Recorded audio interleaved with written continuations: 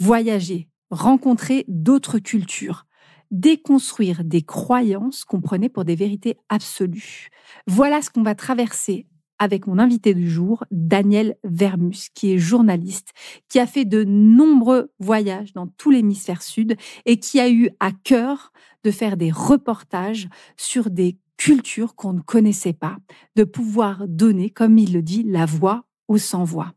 Dans ce podcast que je vais relier à la spiritualité, le but, c'est de voir aussi comment ce jeune homme, ce jeune journaliste au début de sa carrière, avec une famille très scientifique, très rationnelle, s'est confronté à d'autres cultures et pour ce faire, a pu découvrir des choses auxquelles il ne croyait pas et finalement est revenu en lui pour pouvoir, de ce qu'il a vu qui était complètement incontestable, en faire un élargissement de conscience et voir qu'il y a d'autres réalités possibles, d'autres réalités qu'on ne connaît pas, et ouvrir finalement, s'ouvrir à l'autre pour s'ouvrir aussi à d'autres formes de croyances. Tout ça en ayant une approche complètement non dogmatique et complètement ouverte. Je vous souhaite un très très bel épisode. Bonjour, moi c'est Virginie, auteure du roman Namata, là où tout commence, dans lequel je vous livre mon histoire entre le Brésil, l'Afrique et l'Europe. Initiée dans une tradition afro-brésilienne depuis plus de 10 ans, je suis aujourd'hui accompagnatrice spirituelle multiculturelle. J'invite chacun et chacune à initier son pèlerinage intérieur pour trouver sa propre foi. Dans ce podcast, on parle religion, spiritualité sans langue de bois, sans tabou et dans le respect indispensable des croyances de chacun. Et bienvenue à toutes et tous. J'ai le grand honneur et le grand plaisir aujourd'hui d'accueillir un grand journaliste suisse, Daniel Vermus. Daniel, qui est le journaliste qui donne la voix aux sans-voix. Alors, bonjour Daniel. Bonjour. Daniel, toi, tu as créé une maison de presse vraiment pour les pays du Sud. Donc, tu as beaucoup voyagé dans les pays qu'on va dire émergents, en Afrique, en Amérique du Sud. C'était un petit peu ton parcours d'aller donner la voix, d'aller comprendre les enjeux politiques dans ces pays qui avaient moins d'espace dans les médias. Est-ce que je résume un peu ton parcours, Daniel ? Oui, alors ça, ça remonte aux années 80, où j'étais un jeune journaliste idéaliste, et puis j'avais un peu une frustration de voir que dans nos journaux, je travaillais à la Tribune de Genève avant d'avoir créé cette agence qui s'appelle InfoSud, qui s'appelait. Et donc j'étais frustré à la Tribune de Genève et aussi dans les autres médias auxquels je collaborais de voir que on parlait du tiers-monde, comme on disait, seulement quand il y avait des catastrophes ou des méchants dictateurs ou la pauvreté, la misère, la faim, etc. Et en fait, en ayant voyagé en Afrique déjà quelques années auparavant, je m'étais rendu compte que c'était un immense trésor d'humanité qui gisait là. L'Afrique est en fait l'origine de l'humanité et peut-être son avenir, j'espère en tout cas, avec sa joie, son savoir-être. Bien sûr, on ne faut pas l'idéaliser non plus. Il y a beaucoup de problèmes en Afrique et il y a aussi des Africains qui sont pas du tout dans ce niveau humain, dans cette vibration. Mais en général, quand même, on ressent quand on est en Afrique, dans des endroits restés encore assez traditionnels, on ressent une énorme connexion avec les forces de la vie, les forces de la nature et les rythmes. La danse, tout ça, c'est l'expression d'une connexion avec l'univers, avec la vie, qui manque beaucoup chez nous. Donc, j'étais très frustré, en fait, de voir que toute cette beauté était absente de nos médias, et aussi cette débrouillardise, enfin, beaucoup d'aspects très positifs qui manquaient. Qui manque du coup, qu'on retrouve en fait dans cette société-là. Est-ce que toi, tu aurais, Daniel, alors vraiment un exemple d'une histoire, d'une anecdote, parce que je viens préciser aux auditeurs, je connais très bien Daniel, c'est un grand ami, c'est même sa citation c'est vraiment une citation qui ouvre mon livre qui s'appelle Namata, qui dit que l'Afrique est l'avenir de l'humanité. Oui. Et tu es évidemment un homme, mais plein d'anecdotes, plein d'histoires, plein d'aventures que tu as vécues en voyage. On peut t'écouter comme ça pendant des heures. Si toi, tu en as une prégnante un petit peu comme ça de quelque chose que tu as vécu, quand on parle de force en Afrique, alors qu'est-ce qui, toi, un jour, quelle est l'anecdote? Je pense à dans nos partages, par exemple, cette anecdote où on t'a volé ton appareil photo, ou en tout cas, tu as perdu ton appareil photo, d'aventures que tu as traversées qui sont complètement incompréhensibles ici. Est-ce que t'en as, celle-ci ou une autre, en tout cas, qui t'ont profondément marqué? Oui, je pense que le vol de ma caméra, à l'époque, on n'avait pas de téléphone portable. Ça, c'était en 1979, mon premier voyage en Afrique. Et j'étais dans un petit village tout au sud du Burkina Faso, qui s'appelait Zabré, une ethnie très peu connue, qui s'appelle Bissa, qui a même la réputation d'avoir été cannibale dans le passé. Je sais pas si c'est vrai. Enfin, c'est ce que les autres Burkinabés disaient. J'arrive là dans la case du jeune homme qui m'avait amené. En fait, je l'avais rencontré dans le train qui va de Abidjan jusqu'à Ouagadougou. Donc Abidjan, c'était à l'époque la capitale de la Côte d'Ivoire et la grande ville, la grande métropole de l'Afrique de l'Ouest, et Ouagadougou, la capitale du Burkina Faso. Donc je l'ai rencontré dans le train, puis il m'a tout de suite proposé de l'accompagner jusque chez lui pour assister à son mariage, parce que ses parents avaient préparé une fiancée pour lui. Donc pour moi, c'était vraiment une occasion rêvée, vu que j'étais en reportage sur les villages africains, justement, pour la Tribune de Genève à l'époque. Et donc, je l'ai accompagné, et dans le trajet qui nous a menés de la capitale, Ouaga, à Zabré, on était dans ce qu'on appelle les taxi-brousses, dans la savane. Apparemment, c'est à ce moment-là que j'ai perdu mon appareil photo qui était dans mon sac. Et je m'en suis pas aperçu tout de suite parce qu'en arrivant dans la case qu'on m'avait gentiment réservée dans l'hospitalité tout à fait normale en Afrique, eh bien, et tout à fait très chaleureuse, je voyais cette case et je voyais les morceaux de bois au plafond qui étaient habilement assemblés de façon très esthétique. C'était presque une œuvre d'art alors que c'était des bouts de bois. Eh bien, je voulais photographier ça. Et du coup, plus de caméra. Je cherche partout. Et là, ça a été enfin, je vais pas raconter tous les détails parce que ça a duré presque une journée entière. Et tout le village était absolument catastrophé par cet événement, cette disparition. Et il disait, voilà, les ancêtres vont être fâchés, les esprits vont pas nous pardonner si on retrouve pas cette caméra. Et donc, le chef du village a convoqué comment on appelle ça, le marabout. Non, c'est pas les marabouts, là, c'est pas musulman, mais le chef coutumier, voilà. Et qui a donc fait un sacrifice d'un coq et dont les plumes ont été dispersées par le vent, et elles se sont rassemblées à un endroit qui désignait, en fait, alors ça je sais pas, je pourrais pas expliquer comment, mais c'est ce qu'on m'a dit, qui désignait la maison d'un militaire qui était dans le trajet dans le taxi-brousse, qui était assis à côté de nous, donc du jeune homme qui m'amenait et de moi-même. Et donc toutes les soupçons se sont portés sur lui. Convoqué, il a évidemment dit que c'était pas du tout lui, qu'au contraire, il était très perturbé par ça, qu'il allait chercher partout, enfin bref. Et à ce moment-là, le jeune homme me dit, écoute, c'est très simple, si on ne retrouve pas la caméra, si c'est lui qui l'a volée, il va mourir ce soir. Il va mourir à minuit. Waouh. Donc, une petite caméra qui avait aucune valeur, parce que j'étais pas photographe professionnel, donc j'avais pris ça juste pour faire quelques photos, mais elle n'avait pas une grande valeur. C'était vraiment un appareil très simple.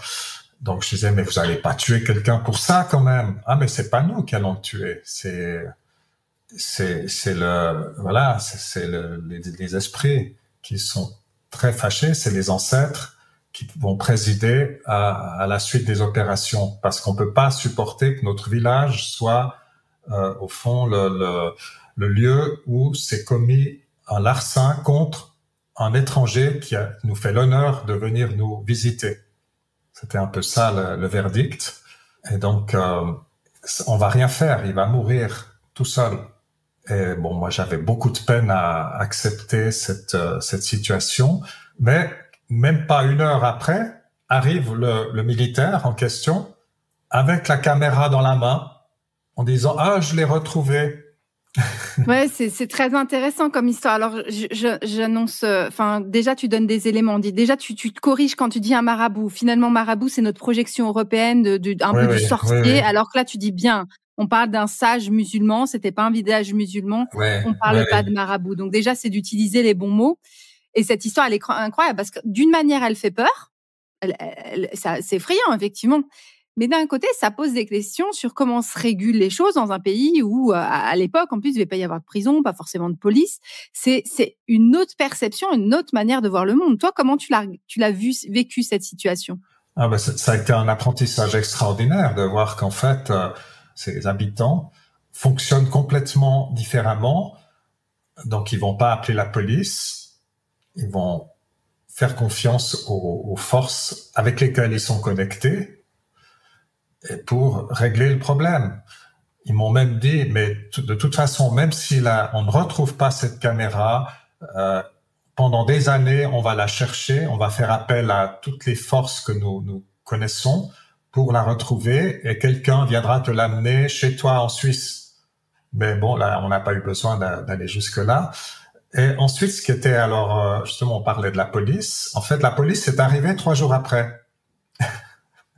Ils ont entendu parler de cette histoire et alors ils ont joué les policiers occidentalisés avec leur uniforme, leur petit carnet. Voilà, nous allons faire un procès verbal. Qu'est-ce que s'est-il passé? Faites votre déposition, etc. Et puis vous allez porter plainte, naturellement. Puis moi j'ai dit non, on va pas porter plainte. Tout ça c'est réglé à l'amiable. Je suis pas entré en matière. Et puis ensuite mon hôte, donc le jeune homme qui m'avait invité, m'a dit, mais écoute, si on avait confié cette affaire à la police, on n'aurait jamais retrouvé la caméra. Mais bon, c'est quand même quelque chose qui est assez puissant puisqu'il y a une potentialité de mort derrière toute cette histoire. Donc c'est pas non plus quelque chose de serein. C'est là où les spiritualités africaines peuvent être terrifiantes, puis peuvent faire peur, parce qu'il y a ces forces qui jouent, mais c'est par ces pressions-là que finalement, ça se régule en fait. C'est un peu terrible, mais ça se régule du fait que la personne le sait, donc finalement, elle vient régler son problème. Comme tu dis, une caméra, ça ne nécessite pas qu'il y ait cette situation-là. Puis peut-être par des formes de menaces, on ne sait pas ce qui se joue derrière. Du coup, il y a une régulation qui se fait. Et qui fait que on a un autre système que finalement notre système de règlement de loi humaine en fait, avec la police, les lois, les avocats, les choses comme ça, ouais. Bon, il m'est ensuite arrivé évidemment beaucoup d'autres aventures dans cet endroit. Je pourrais juste citer quelque chose qui m'a frappé. Je suis resté 15 jours dans ce village à peu près, donc j'ai évidemment dû raconter mon histoire à tout le monde, mon histoire de caméra. Tout le monde me connaissait. Et puis un jour, on me parle d'un autre jeune homme qui était devenu un sorcier par obligation, parce qu'il était le seul mâle, le seul homme de sa famille. Tous les autres avaient disparu ou étaient partis. Et donc, il devait défendre, en fait, sa famille contre des différentes menaces qui pouvaient peser sur elle. Et on m'en a parlé parce qu'on m'a raconté qu'en fait, il a été attaqué par d'autres jeunes qui avaient un peu bu trop de bière. Et il les a même pas touchés, il les a envoyés gicler à plusieurs mètres de lui, pratiquement sans les toucher. Donc, enfin, j'ai pas été témoin de ça, mais on me l'a raconté. Puis on m'a dit, mais écoute, faut que tu ailles voir ce jeune homme. C'est vraiment quelqu'un d'intéressant pour toi. Et donc, je suis allé. Alors, il m'a reçu. C'était au clair de lune. C'était magnifique, dans un petit coin isolé. Et je lui ai dit, alors c'est vrai que comme ça, tu es devenu sorcier. Explique-moi un peu. Alors, il me montre. Il avait une chemise pleine avec des rangées de... je perds la mémoire. Des coquillages, des coris? Des coris? Non, Des coris? c'est des petits carrés. Oui, il y avait des coris dessus, mais c'est des petits carrés de cuir, des amulettes en fait, dans lesquels il y avait des poudres différentes de plantes. Il m'a dit voilà, mon oncle, quand j'ai été voir un vieil oncle qui restait, mais quand j'ai été désigné par ma famille comme devant apprendre à la protéger, je suis allé voir ce vieil oncle et il m'a donné tous ses secrets. Il m'a appris l'utilisation des plantes et sur cette chemise, je suis protégé contre tout. Je suis protégé contre ça, c'est pour le feu, ça c'est pour les balles de fusil, ça c'est pour si ton chef te veut du mal, ça c'est les accidents, ça c'est les serpents, etc. Enfin, il y avait toute la liste. Il était protégé, invulnérable. Voilà, invulnérable. Alors, je dis, ben écoute, c'est bien. Tu es invulnérable aussi contre les coups de couteau. Parce que j'ai fouillé dans ma poche, puis j'ai trouvé mon couteau suisse. Alors, il m'a dit, bah oui, bien sûr, il n'y a pas de problème. Parce que juste avant ça, il m'avait montré, il avait pris une hache et il s'était frappé très fort avec cette hache sur le corps. Et j'entendais le bruit de la hache qui touchait le corps, mais il n'y avait aucune trace, aucune blessure. Alors que déjà, sur une hache, par rapport peut-être à un petit couteau, la hache a déjà le poids. Donc, ne serait-ce que même si la hache est mal aiguisée, on se fait mal. On se fait forcément mal. Oui. Puis après, il a pris un coupe-coupe, donc une machette pour couper les branches. Il s'est aussi tailladé le corps. Enfin, tailladé, il n'y avait rien, aucune trace. Mais on entendait le bruit du coupe-coupe qui frappait la poitrine, partout. Et c'est là que j'ai sorti mon couteau suisse. Et puis ça marche aussi. J'étais un peu troublé, je savais pas trop comment réagir. J'étais impressionné. Et il me dit, il n'y a pas de problème. Il prend le couteau suisse et paf, paf, paf, paf, paf, paf, paf, paf, paf, partout. Rien. Donc zéro. Les auditeurs voient pas tes images. Daniel parle beaucoup avec les mains. Donc là, Daniel, en fait, il a pris son couteau suisse, puis il a essayé de le mettre sur son torse. Donc il s'est essayé de se poignarder avec ton couteau suisse. Ouais. S'auto-poignarder. Ouais. Pour moi, ça crée un lien aussi, parce qu'après, il y a eu un article sur lui, évidemment. Et j'ai dit, donc, sorcier malgré lui. En fait, il n'était pas content de devoir être sorcier. C'était pas ce qu'il voulait. Il voulait être agriculteur, mais il a dû apprendre tout ça. Et donc, le titre de l'article, c'était « Sorcier malgré lui, invulnérable », ça c'est le surtitre, « invulnérable même au couteau suisse ». Donc, ça crée... Ça, c'est aussi un des secrets du journalisme, c'est quand on parle de problèmes lointains ou de situations auxquelles les gens peuvent pas forcément s'identifier. Un moyen de les rapprocher, c'est de leur montrer un élément qui est familier. Est-ce que tu arrives à me dire, en fait, parce que rien que le mot sorcier, c'est déjà un vocable qui peut être effrayant, qui peut être perçu de plein de manières. Quand tu dis sorcier malgré lui, en tout cas, qu'est-ce que c'est dans le contexte dans lequel tu étais, dans cette famille-là, qu'est-ce que c'était le sorcier, en fait? Oui, alors sorcier, c'est donc pas un négatif. Enfin, on utilise ce mot et pour la magie noire qui est négative et pour la magie blanche qui est positive. Donc lui se situait clairement du côté positif. Donc c'était pour protéger les siens qu'il avait dû apprendre toutes ses connaissances et se protéger lui-même.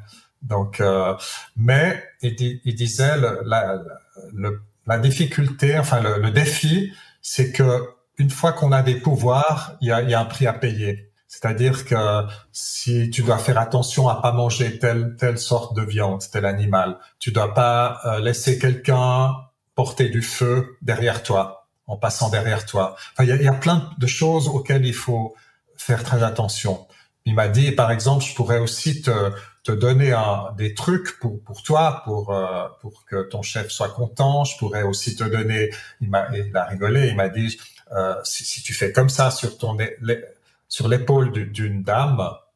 Donc tu tapes sur ton épaule, ouais. Si tu tapes sur l'épaule d'une dame. Voilà, elle va venir vers toi sans hésitation.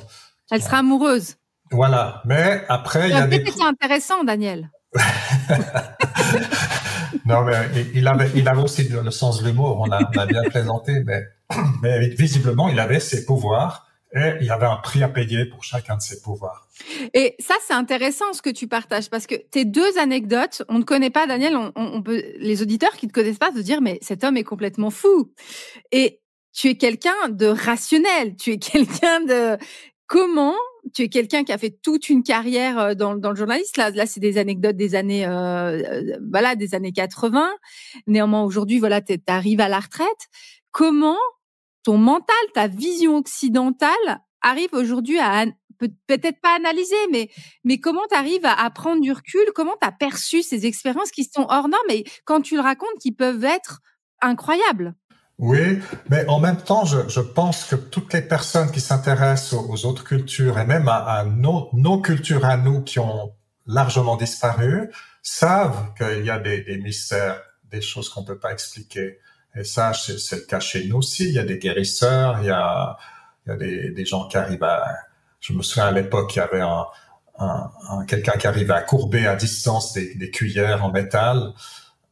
Bon, c'est des choses qui ont été observées. Et puis il y a beaucoup de livres sur l'Afrique qui ont été écrits par des Occidentaux. Je me rappelle plus, il y a un journaliste français qui, malheureusement oublié son nom, qui a écrit l'Afrique du jour et de la nuit et qui raconte des centaines d'anecdotes comme ça dont il a été témoin. Et vous demandez aussi à des infirmières qui veulent faire des piqûres pour vacciner les enfants. Eh bien, dans certains cas, l'enfant est lui-même, il est doté d'un bracelet ou d'une amulette qui le rend invulnérable. Et donc, l'aiguille n'entre pas. Ça, on a beaucoup de témoignages comme ça. Ce qui fait que moi, j'étais relativement ouvert à tout cela. Le fait de l'avoir vu un certain nombre de choses que je pouvais pas expliquer m'a simplement démontré qu'il y a d'autres réalités, d'autres dimensions. D'ailleurs, j'ai vécu ça aussi dans d'autres voyages que j'ai faits. J'ai vécu ça en Amérique latine, au Pérou, en Bolivie, chez des indigènes. J'ai vécu ça en Asie aussi, en Inde. Donc, voilà, c'est d'autres réalités. Il y a d'autres dimensions qui sont parfaitement décrites, d'ailleurs, dans de nombreux ouvrages. Simplement, il faut savoir que notre civilisation occidentale a beaucoup de qualités, et notamment dans l'organisation, et ça, les Africains nous le disaient souvent. Vous êtes forts en organisation, et ça nous manque. Mais par contre, on a beaucoup de manques, déjà en termes de sensibilité, de perception des énergies qui sont dans l'espace, dans la nature, et de tous les moyens qu'on pourrait utiliser si on avait cette connaissance et ces perceptions pour aider les autres, pour aussi s'aider soi-même, savoir exactement ce qu'il faut faire, et puis avoir simplement le sens de la joie et de la fête, tel que beaucoup d'Africains l'ont. C'est vraiment d'aller à la rencontre des autres. Là, on était sur le continent africain. Est-ce que tu as perçu cette même réalité, par exemple, en Amérique du Sud, où c'est un peu différent, ou pour toi, c'est quelque chose où il y a des énergies, il y a des forces, et tu les auras finalement n'importe où? Qu'est-ce que tu as comme anecdote, par exemple, au Pérou, ou qu'est-ce que toi, tu as vécu similaire, mais forcément différent, mais... Bon, ouais. Alors moi, j'ai la chance d'avoir été invité par une organisation non gouvernementale qui s'appelle Tradition pour demain, qui a son siège à Rolle, et à faire un grand voyage en Amérique centrale chez des peuples indigènes dont ils avaient des projets chez beaucoup de peuples indigènes dans toute l'Amérique latine d'ailleurs, et pour fêter leur 15e anniversaire. Voilà, ils voulaient que je puisse visiter un certain nombre de projets et écrire un livre sur ces populations dont personne ne parle non plus, mais qui ont plein de choses à nous dire.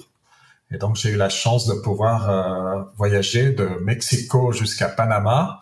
C'était facile parce que l'Amérique centrale, c'est des petits pays relativement petits, donc on peut assez facilement se déplacer et voir des populations différentes.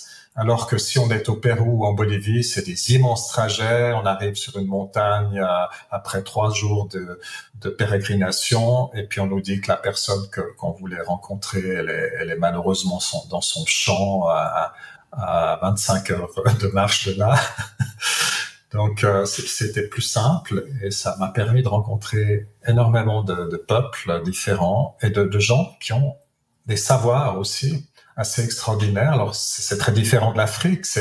C'est pas aussi exubérant, disons. Quoique des fois, oui, ça peut l'être, mais d'une façon différente.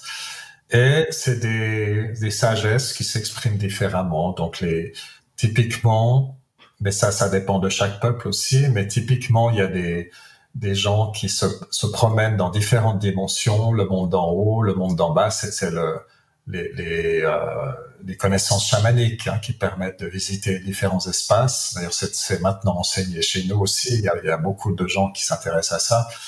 Et typiquement, le chaman que je rencontrais, qui m'expliquait un peu son travail, disait, hier, j'étais dans le monde d'en bas. En fait, je suis resté 3 semaines là-bas, mais dans l'autre monde ici, en fait, je suis parti seulement une journée. Puis je suis resté 3 semaines pour apprendre des choses. Donc, ça, c'est difficile à concevoir. Ouais, c'est très difficile à concevoir de nouveau. Mais voilà. Ça veut dire qu'on a une perception, en tout cas, du temps, que notre perception très linéaire du temps, finalement, est beaucoup plus extensible, en tout cas beaucoup plus malléable que ce qu'on veut bien croire. Il y a du coup des perceptions aussi de différentes réalités. Nous avons aussi, c'est ce que tu dis avec l'anecdote de cette personne qui te vole ton appareil photo, où finalement la régulation se fait avec une réalité autre, une police autre en fait, dans une autre dimension. Donc c'est aussi cette ce plurivers, cette multidimensionnelle, plurivers. On parle du métavers de demain, mais il y a peut-être le plurivers. Moi, j'aime mieux le pluriprintemps plutôt, mais bon. C'est ça. Et dans cette dimension-là, qu'est-ce qui fait qu'effectivement, tu le soulèves à un moment, on va parler, tu vois, par exemple, on utilise en Afrique le terme de sorcier, on va utiliser le terme de chaman en Amérique du Sud, même si à la base, le mot chaman est encore vient même pas ni d'Amérique du Sud ni d'Afrique. Qu'est-ce qui fait pour toi qu'aujourd'hui, il y a cet attrait du chamanisme sud-américain il y a des gens qui vont faire des voyages, cet attrait du chamanisme. Pour autant, on parle de quelque chose de très similaire, mais qui a une véritable terreur où vraiment, dès qu'on parle de spiritualité africaine, on va parler de quelque chose d'effrayant. Qu'est-ce qui crée cette perception depuis l'Europe pour toi ? Bon, de toute façon, il y a toujours un côté effrayant dès qu'on change de monde, parce qu'on n'a pas les repères pour y aller, pour être en sécurité. On n'a pas de guide du routard dans l'autre monde, dans l'autre dimension, enfin les autres dimensions qui existent, auxquelles je crois tout à fait. Même si j'hésite évidemment au niveau professionnel, je donne pas trop de détails là-dessus. Puis je suis moi-même non plus pas un spécialiste. Enfin, je prétends absolument pas être un grand connaisseur des autres dimensions. Mais enfin, j'ai quand même eu l'occasion de vérifier leur existence, en tout cas. Donc, le côté effrayant, il existe parce que nous-mêmes, on a en nous une partie qui est réceptive, qui est à ce qui est effrayant, parce qu'on a une partie en nous-mêmes qui est pas pacifiée, qui est pas en paix. C'est un héritage de familial, c'est transgénérationnel, ça peut être aussi d'autres vies qu'on a eues auparavant, on le sait pas. Enfin, heureusement d'ailleurs qu'on sait pas tout ce qui s'est passé avant, parce que ce serait difficile à gérer. Mais c'est là, et donc dès qu'il y a quelque chose qui résonne avec ce côté troublé, tumultueux qui existe en chacun de nous, eh bien ça se connecte, et puis on peut rentrer pour certaines personnes dans quelque chose d'effrayant. Mais il y a aussi le côté lumineux, positif, humain, l'aspect de l'amour, d'aider, qui est d'ailleurs beaucoup plus important numériquement, si on veut. Il y a beaucoup plus de gens qui sont altruistes que de gens qui sont affreux, qui sont méchants. Ça a été démontré aussi, notamment par Mathieu Ricard, qui a écrit un livre là-dessus, très scientifique, sur l'altruisme, de 1000 pages. Donc, on peut aussi choisir de se connecter au côté positif, au côté lumineux, ou de se connecter au côté négatif, ou en tout cas de le refuser en disant bon, merci, je sens bien qu'il y a des entités ou des forces qui m'attire de ce côté-là, mais j'ai pas envie de travailler avec ces forces-là. Voilà, j'ai envie d'être dans le côté lumineux. On peut choisir, on a le choix. On ne doit pas se laisser embarquer. C'est ça, hein, tout n'est pas. C'est cette vision peut-être non dualiste aussi du monde, hein, aussi d'essayer de regarder.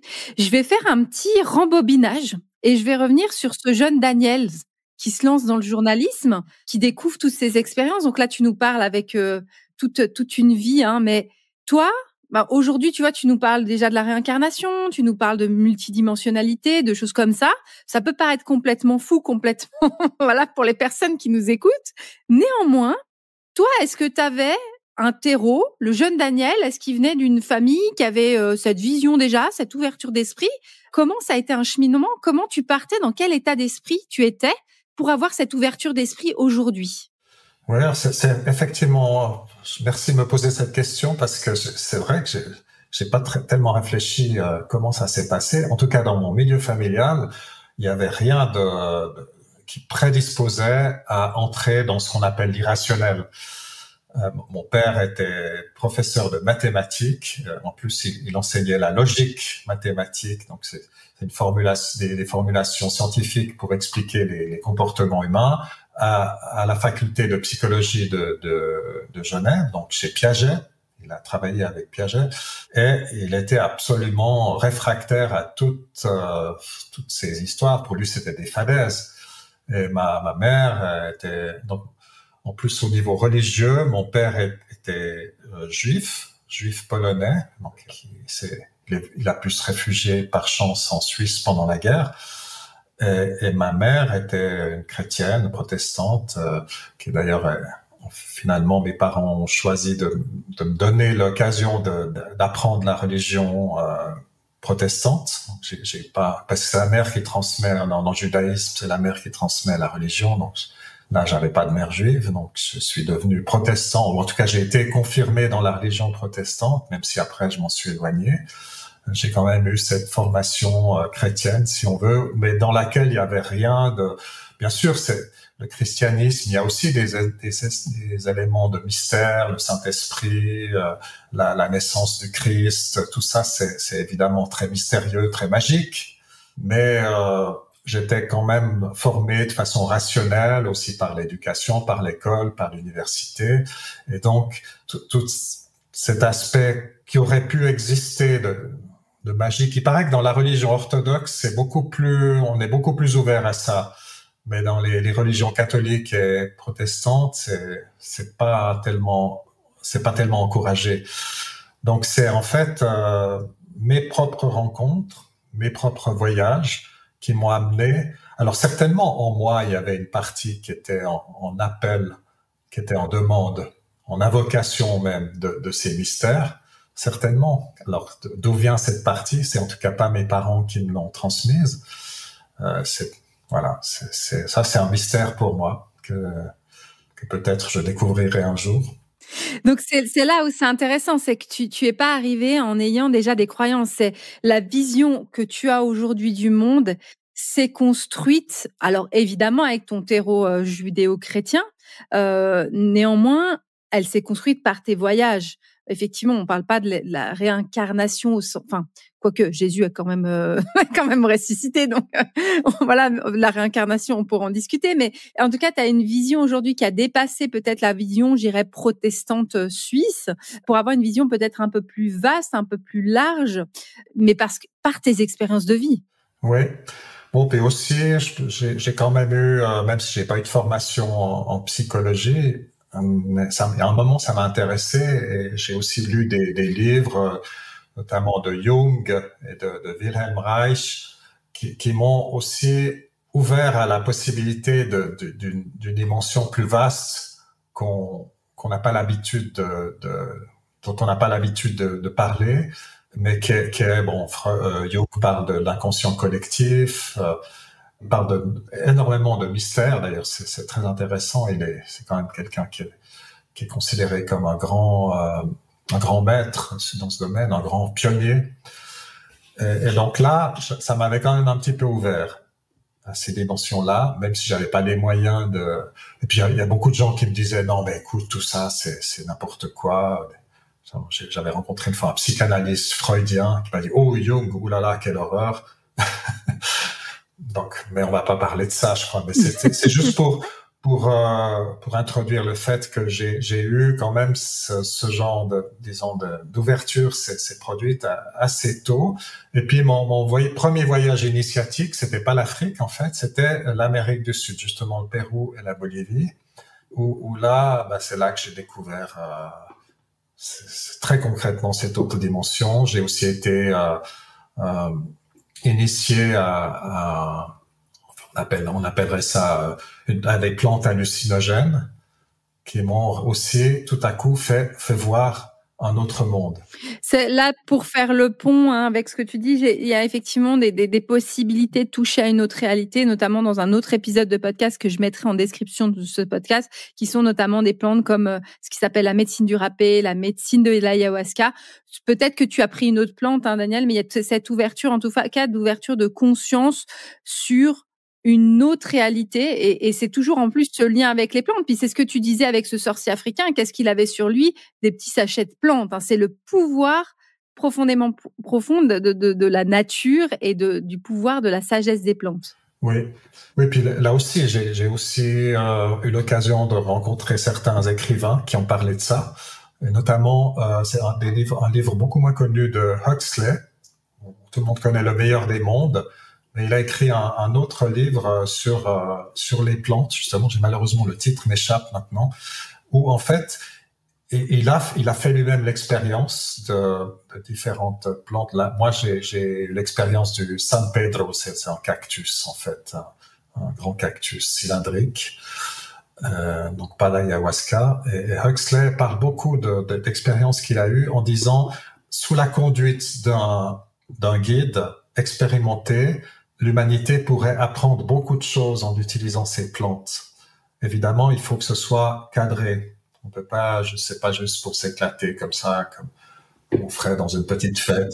Et là, il pensait même que tous les drames de l'humanité, tous les blocages, toute la violence qui existe dans l'humanité pourraient être désamorcés, être soignés par un travail qui ouvre en fait la conscience, qui ouvre les autres dimensions de la conscience dans ces autres dimensions, la violence, l'agressivité, la haine n'ont pas leur place parce que ça n'existe tout simplement pas dans ces dimensions-là.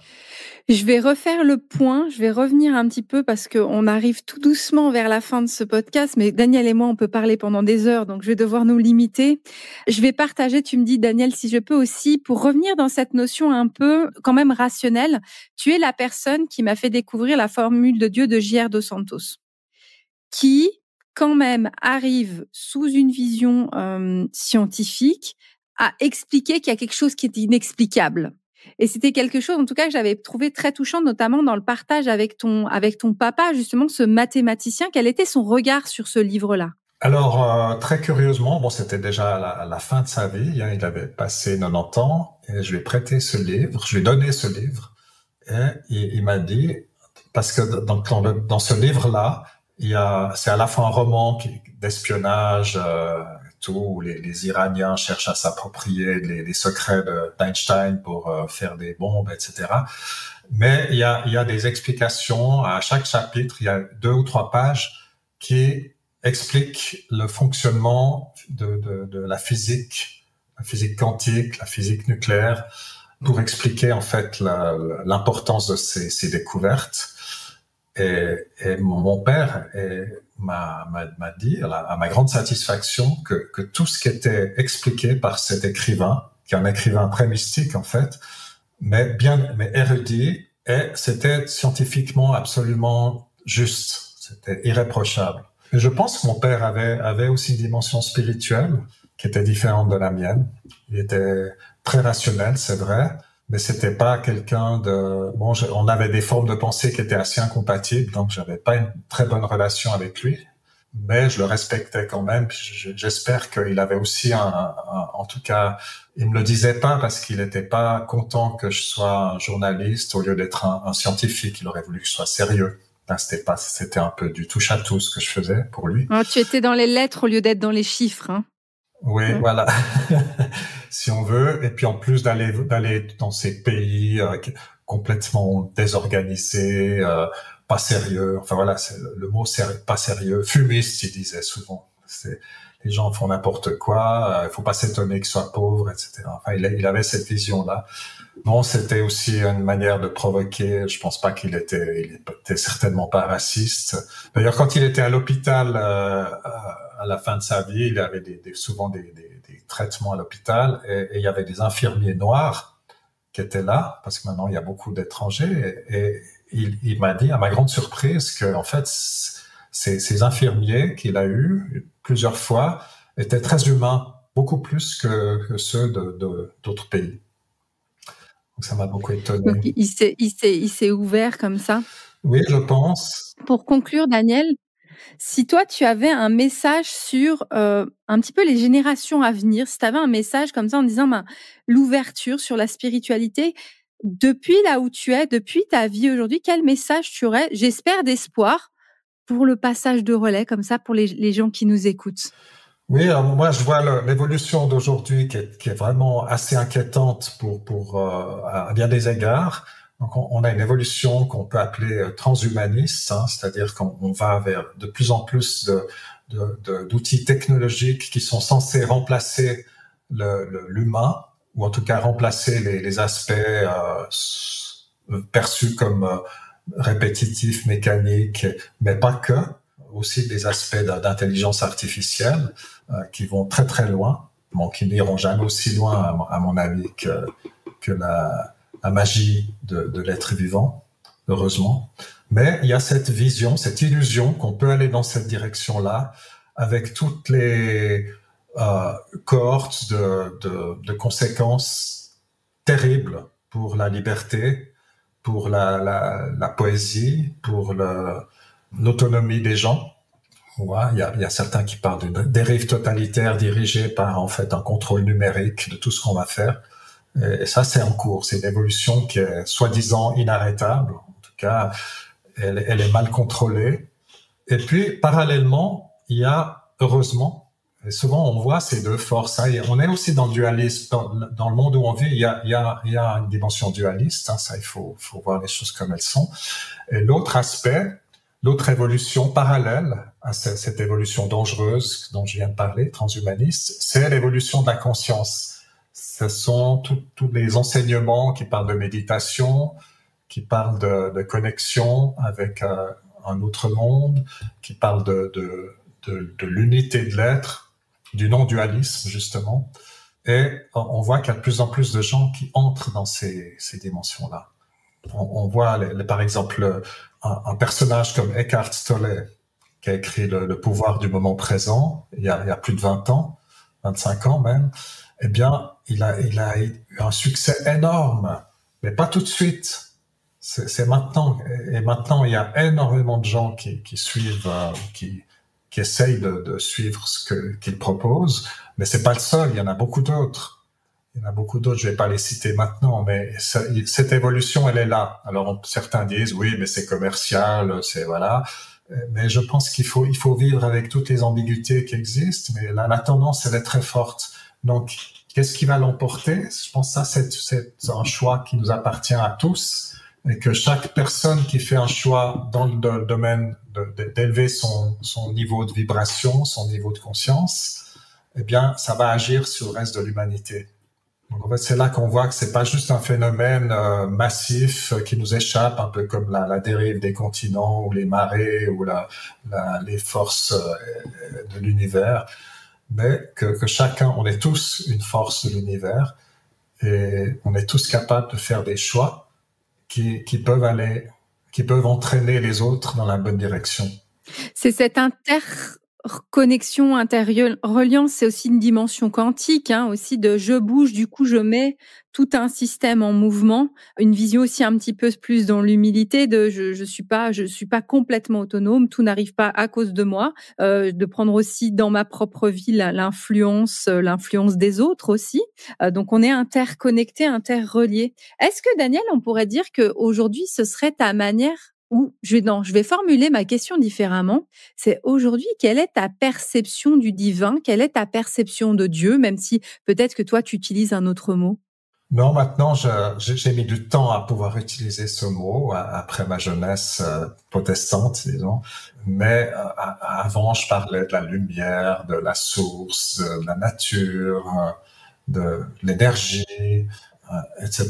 Il y a beaucoup de mots. Et puis de la présence, justement, le moment présent, c'est aussi un moment divin, si on veut. Mais maintenant, je suis capable de prononcer ce mot, de m'adresser au divin. Et comment est-ce que je le vois? Ben, très modestement, hein, je pense qu'on est tous des parcelles du divin. On a tous en nous une dimension qui est divine, qui est actionnée par l'intelligence divine. Alors divin, qu'est-ce que ça veut dire? Ben, ça veut dire simplement qu'on est dans l'unité, qu'on est dans la foi, qu'on est dans la tranquillité, la quiétude.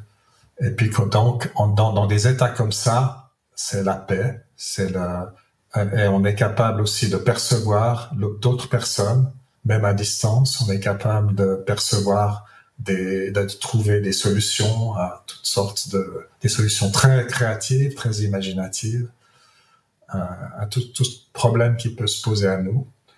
Donc voilà, moi j'ai confiance en cette partie que j'appelle, que j'invoque chaque jour, en me disant ben c'est pas la seule, j'ai aussi une partie rationnelle, puis c'est important, on doit aussi fonctionner dans ce monde comme ça.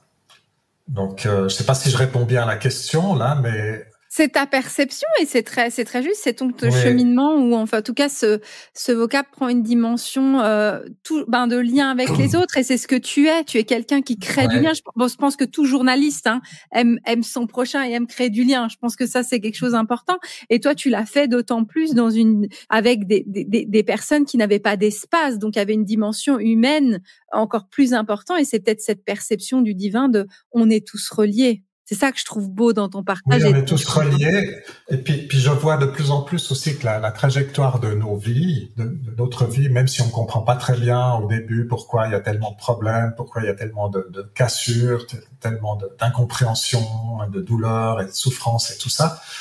En fait, petit à petit, on voit, c'est comme les pièces d'un puzzle, hein, ça se remet ensemble. Il y a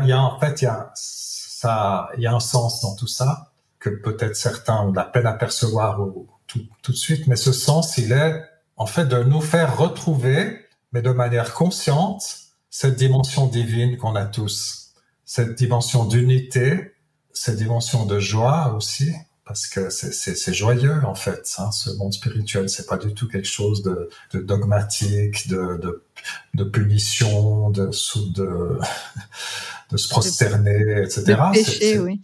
Ouais, c'est joyeux. D'ailleurs, une fois, j'ai eu même en faisant de la méditation, j'ai eu une phrase qui m'est arrivée parce que dans ma méditation, je disais pourquoi j'ai toutes ces pensées qui parasitent, j'arrive pas à être dans la perception, dans l'unité et tout. J'aimerais bien quand même trouver un contact avec quelque chose de plus grand que moi. Puis à ce moment-là, il y a une phrase qui m'arrive. Elle dit ouais, mais tu sais là-haut, on est spirituel. Ça voulait dire qu'on est drôle, quoi. Dans le sens spirituel, c'est aussi quelque chose qui est... Donc, il y avait cette reliance à la joie, en tout cas, et c'est comme ça, c'est ce à quoi tu te reconnectes. Oui, puis c'est ça qui nous permet de surmonter les pensées négatives qui n'arrêtent pas d'affluer. Si on les laisse faire, puis on peut choisir, non, écoute, ça c'est mon petit tortionnaire intérieur qui salut, comment ça va? Mais en fait, c'est pas moi. Et là, on peut choisir, en fait, quel registre on veut, sur quel registre on veut fonctionner. Et ça, c'est merveilleux. Et c'est justement ça, l'apprentissage du divin, c'est de petit à petit arriver à choisir ce qui est de l'ordre du beau, du grand, du positif et du lumineux. Magnifique, Daniel. On va rester sur cette phrase. Le divin, c'est choisir ce qui est lumineux, ce qui est positif. Finalement, toi, tu l'induis dans une notion de choix, dans une grande liberté. C'est magnifique de se dire, c'est pas quelque chose qui impose, mais c'est un choix intérieur. Vraiment, oui. C'est magnifique. Oui. Moi, j'aimerais vraiment te remercier pour ce partage, cette interview. Tu sais que mon micro, il est ouvert. Si tu veux qu'on repartage. On peut pas faire des podcasts de 3-4 heures parce que les gens ne nous entendraient pas. Toi et moi, nous pouvons parler pendant 3-4 heures. En tout cas, 3-4 jours.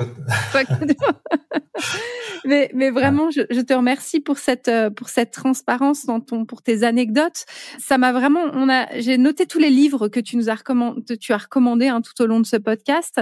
Je ferai un article de blog sur tous les ouvrages que tu as recommandés, vraiment, et pour mettre en lien sur mon site internet ton partage, en fait, parce qu'il y a vraiment différents ouvrages qui permettent de cheminer intérieurement. Tu es aussi l'auteur de Madre Tierra, qui est chez Albin Michel. Tu as d'autres ouvrages que je mettrai en référence de ce podcast. Merci. En tout cas, Daniel, je te remercie pour ce partage. Je te remercie aussi pour cette authenticité. Toutes les personnes qui ont écouté ce podcast peuvent mettre des plateformes pour soutenir le travail, mettre sur les plateformes des étoiles, des commentaires, le partager autour de vous pour soutenir le travail de ce podcast. En tout cas, Daniel, je te remercie et je te souhaite une très belle journée. Je te remercie de m'avoir accueilli et je suis là pour toute autre discussion sur tout autre sujet avec grand plaisir.